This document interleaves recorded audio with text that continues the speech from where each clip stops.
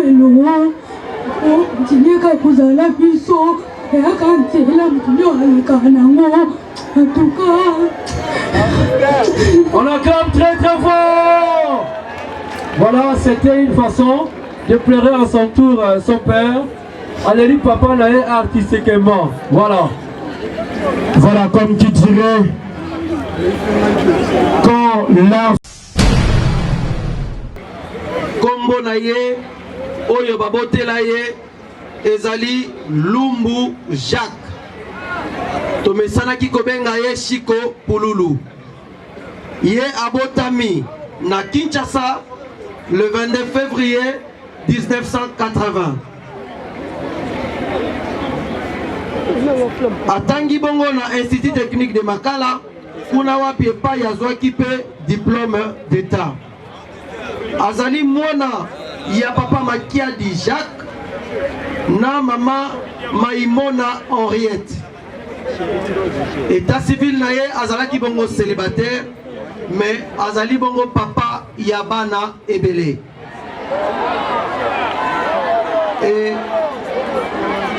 deuxième partie, Yandeko Nabiso, le côté artistique, Abandaki bongo, Liboso théâtre naye, naba groupe chrétien, et pas yoapi azalaki ko évoluer na église na bango kala, bongo azalaki ko jouer na kombo ya champagne, alingaki mingi pe ko yemba lokola. Et vers 2004, 2005, tangu aye kokota na groupe Sai, bachanjaki ye bongo kombo, ne pa iwapi azwaki kombo ya Pululu, na ejoueli wana, azalaki personnage créé et imaginé par Fiston Sai Sai.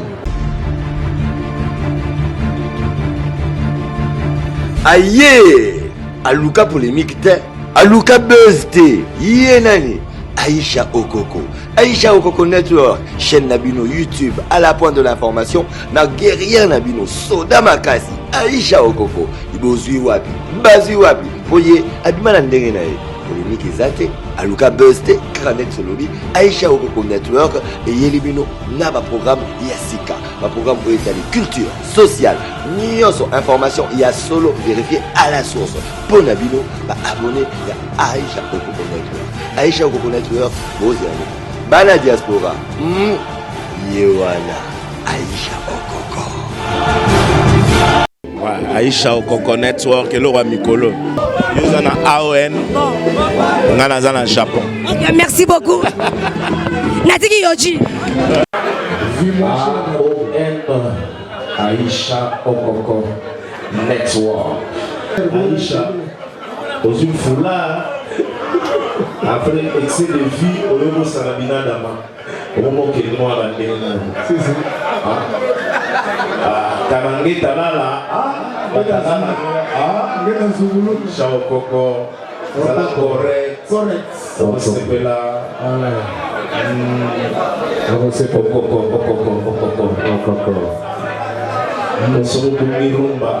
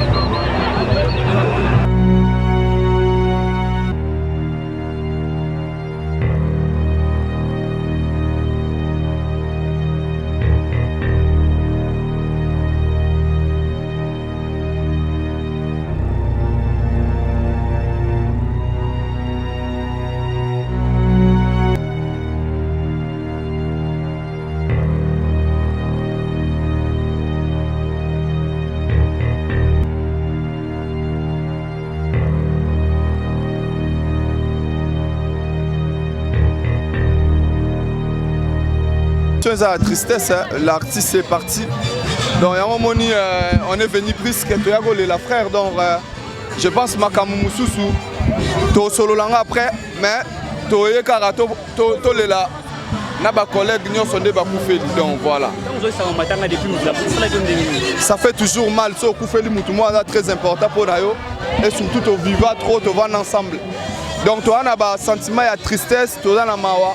Yango moi to longwe banda poto to ye poto yo lela frère. Maramwana musu to solo langa après. Ba souvenir maramuno to solo lango a bien posé calme. To kenena ko kundandeko. Après les autres vont parler après. Ouais, c'est moi qui vous comédien au botikali. Mais il y a rien qui est fort plus que l'amour. To lingana to za na bolingo. To ye bara to préparer lobby na biso parce qu'on partira même ngam na lo banabino lobby na okende. To tikarara impression à bien, tous à la bien, en bonne relation et puis dans Zambie. Voilà, merci beaucoup.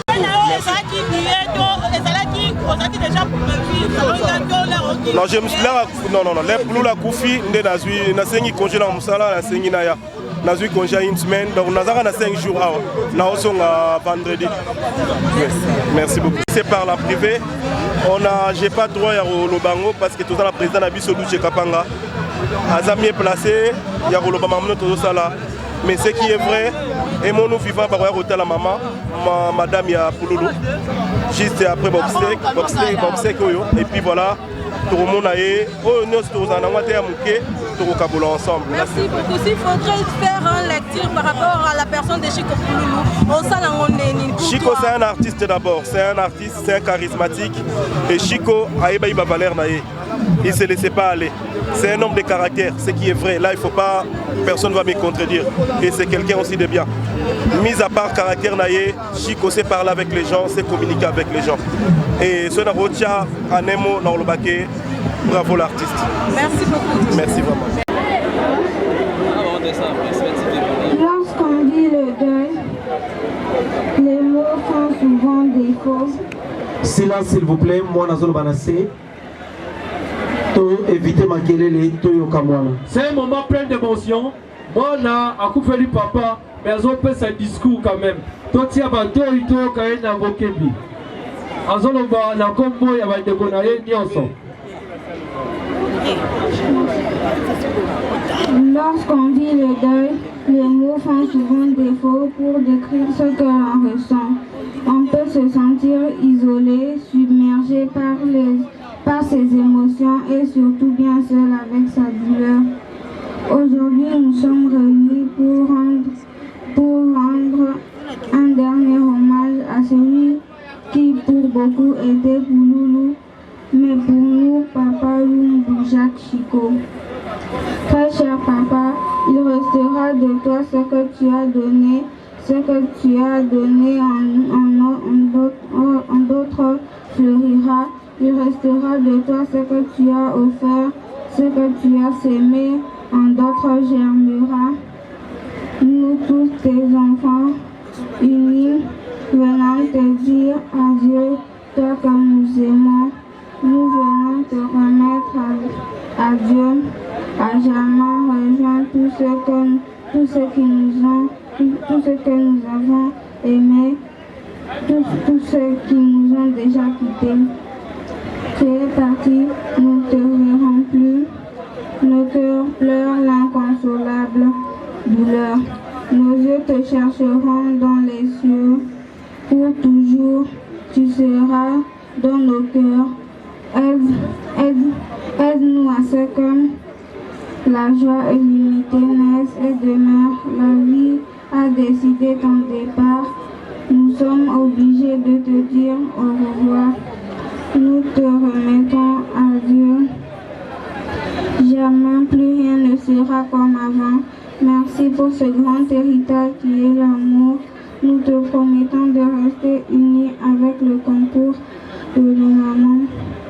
Car nous formons désormais une grande famille de l'au-delà. De l'au-delà, tu nous verras et tu seras très fier de nous. Repose en paix. Papa, nous reverrons à la présence de notre Père Céleste. Que Dieu soit avec toi. Nous t'aimons très très fort. Merci. C'est un moment plein d'émotion. Bonjour encore. Acclamez pour vous-même.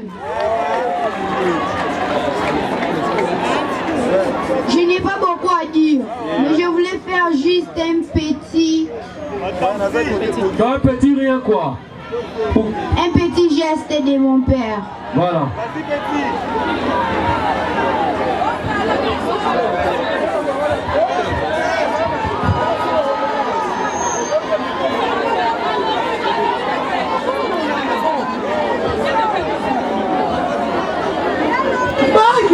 Bonjour. Bonjour, Yesus. Napeli nebozala biso elo. Tinyaka kozala biso yakantela mutu aleka nango. En tout cas, on acclame très très fort. Voilà, c'était une façon de pleurer à son tour son père. Allez, papa n'a artistiquement. Voilà. Voilà, comme qui dirait, quand l'art... Donc, tozalaki na monstre d'art, na bengaki monstre d'art parce que azalaki monstre vraiment na eloko na ya bandai ko jouer. Na uti musika na yaki na groupe sai sai. Muta yambaki ngai ezalaki président après ba pasaki ngai pas monstre d'art. Nazalaki na ye bien yambaki ngai bien la kisenga musala. Comme ku tapesa nga ndoti neloko mokonzi soda mobile. Ando bengaka tanti tonto. Parce que nyonso bandai ko tina na bandai ko sala. Nzamba eko permettre ndenge ezalaka ke mwa nyonso soki akoli alongwa na ndako bapara ake ko débrouiller vie na ye na ndenge na nde tolongwa na groupe papa ma part nde tolongwaki tozalaki bien tobandaki kosolola makambo nyonso ezalaki bien ye azalaki président papa se azalaki vice président nga azali chef te na bafille soda toujours toye kovoyage na ye toke point noir tosali baclip ayaki kokuta toke na point noir nazali na 5 mois nga à part théâtre naza nateka ba chorégraphie naza première promotion ba fioti ya papa wemba na bina théâtre nde na yaki koya en tout cas na sala ba choré na na zemi na 5 mois na bina ki penza pe makasi botele ba cd bomona ki to rata ki kuta accident na barbara océan na point noir mais nzamba za ikati na bisoto silisaki art aussi tutoye awa vanda qui pété en tout cas na théâtre ba bois qui saki biso ezali ka monstre te biso nyoto ba no tourner te ba ko senga numéro na ngabo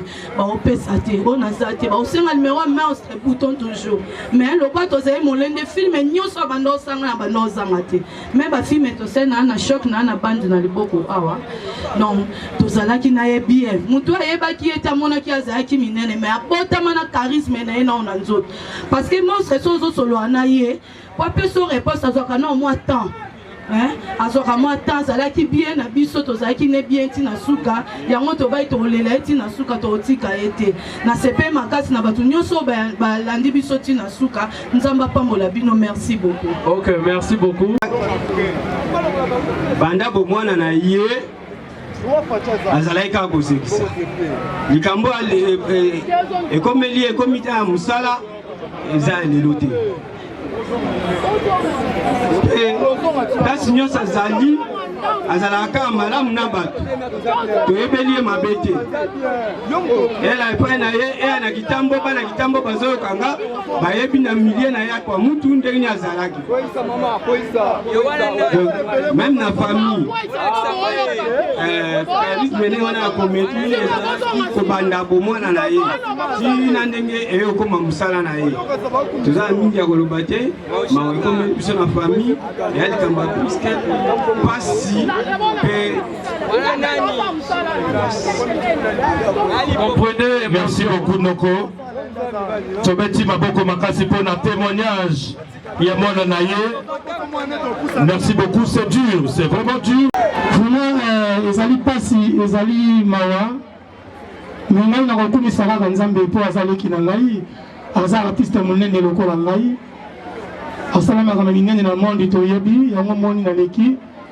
Papa on a sepeli mingi na ma petit nanga kitambo bandoko kitambo. Calme obo salut vraiment merci mingi. Tout azali ki wa ngai tozalaki na ye.